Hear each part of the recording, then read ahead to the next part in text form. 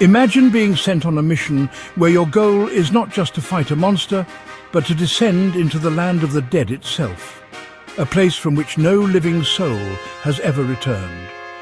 Now imagine that at the very gates of this underworld stands a creature unlike any other. A three-headed hellhound with serpents for a tail and a growl so terrifying it could make the bravest warriors tremble. This was the final and most terrifying labour of Heracles, capturing Cerberus, the monstrous guardian of the underworld, without using weapons, without harming him, and without losing his soul in the process. Heracles had already conquered the impossible. He had slain the Nemean lion, captured the golden hind, stolen the apples of the Hesperides, and battled creatures from the deepest corners of the world. But his 12th and final labour was something different. King Eurystheus, hoping to finally rid himself of Heracles, gave him an unthinkable task: descend into the underworld and bring back Cerberus, the monstrous guardian of the dead. This wasn't just a battle. This was a journey to the realm of Hades itself, a place where no living man was meant to tread. And if Heracles failed, he wouldn't just die, he would be trapped in the land of the dead forever. But Heracles had no choice. He set off for the underworld, knowing that this mission was unlike any he had faced before. Heracles' first challenge was simple. How does a living man enter the land of the dead? He travelled across Greece until he reached Cape Taenarum, a cave in the southernmost part of the land, said to be one of the hidden entrances to the underworld. With his mighty club and lion-skin cloak, Heracles stepped into the darkness. The descent was slow, the air thick with the scent of death. Shadows whispered, and the weight of the underworld pressed against his soul. Soon he reached the river Styx, the dark waters that separated the land of the living from the dead. Standing at its edge was Charon, the skeletal ferryman who carried souls across the river for a price.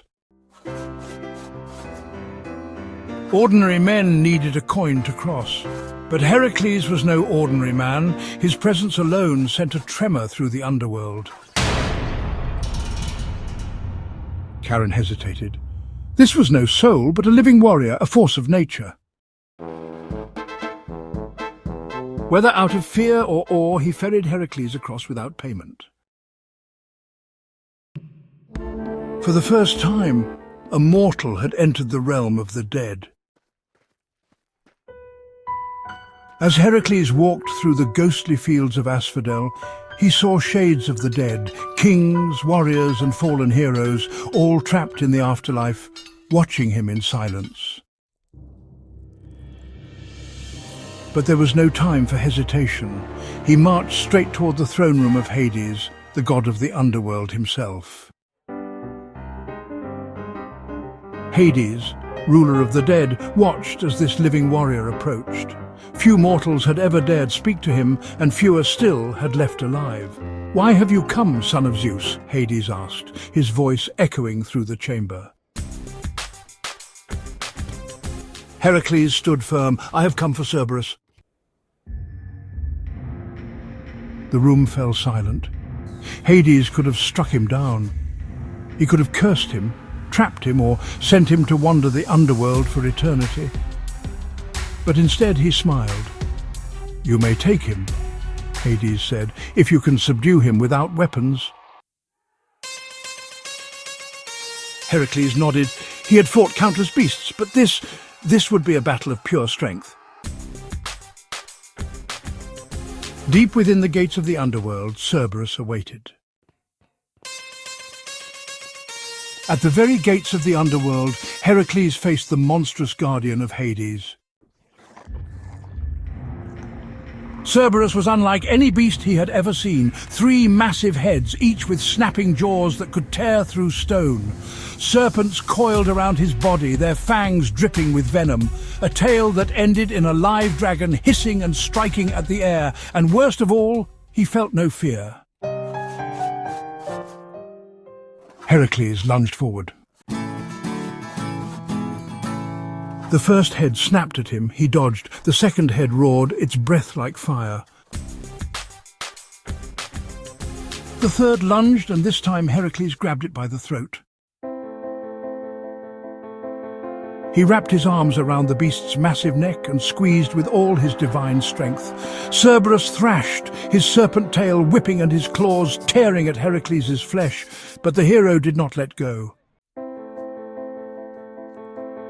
He tightened his grip using the same unbreakable strength that had once crushed the Nemean lion. Cerberus let out one final earth-shaking roar, and then he fell still. Heracles had won. Dragging Cerberus by the scruff of his neck, Heracles marched back through the underworld, past the spirits of the dead, past the river Styx, past Charon and back to the land of the living. For the first time in history, a mortal had entered the realm of the dead and returned. When he reached King Eurystheus, the cowardly ruler screamed in terror at the sight of Cerberus. He begged Heracles to return him to the underworld immediately. Heracles, grinning, did just that, freeing the beast back into Hades' domain. His final labor was complete. With this final trial, Heracles had proven himself more than just a warrior. He had conquered the monsters of the earth. He had defied the wrath of the gods, and now he had walked into the land of the dead and returned. No longer was he just a mortal hero, he was a legend. But his story wasn't over yet. Because even after completing the 12 labors, fate had one final twist in store for Heracles. But that is a tale for another time. If you enjoyed this legendary tale of Heracles, make sure to like, subscribe and comment which myth you'd like to hear next. Should we cover more Greek heroes or explore the hidden stories of mythology's greatest monsters? Let me